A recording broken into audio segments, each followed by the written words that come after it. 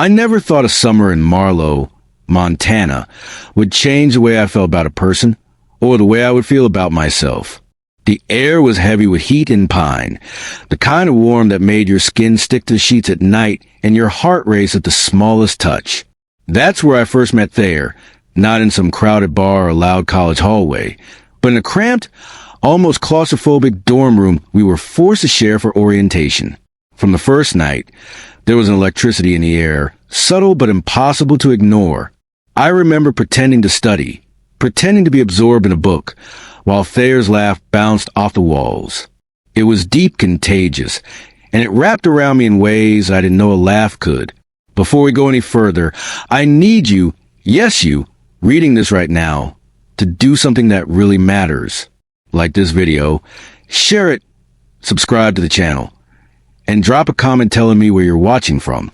I want to feel that connection with you, just as I'm about to show you the connection that changed my life. Trust me, you'll feel guilty if you skip it, and you don't want to miss what's coming next. Thayer wasn't like anyone I had met before. His name alone was unusual enough to make me look twice, but it was the way he moved, the way he lingered in the doorway, the slight arch of his brow when he caught me staring, that made my pulse stutter. And I caught myself staring, often.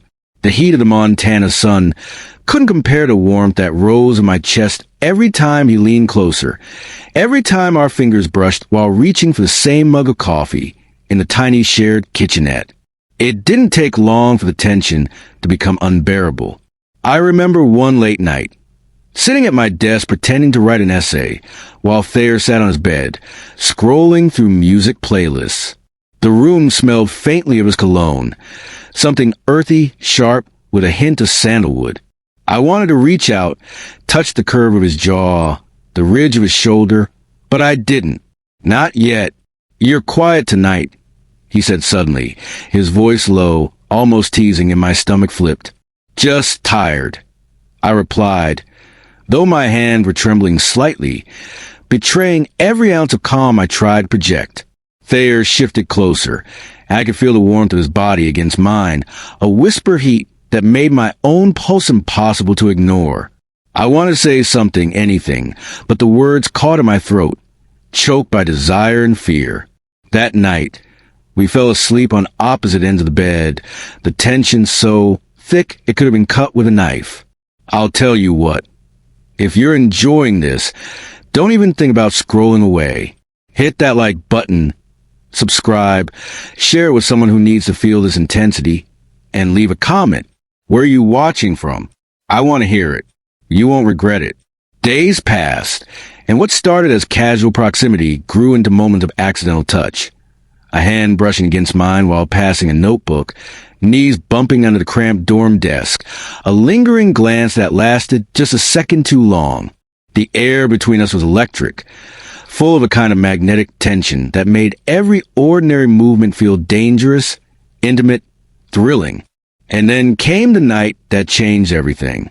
The dorm was silent except for the hum of the radiator and the occasional creak of the old wooden floor. Thayer was leaning back against the wall, knees drawn up, and I found myself across from him on the bed, staring at him like he was a puzzle I couldn't solve but desperately wanted to.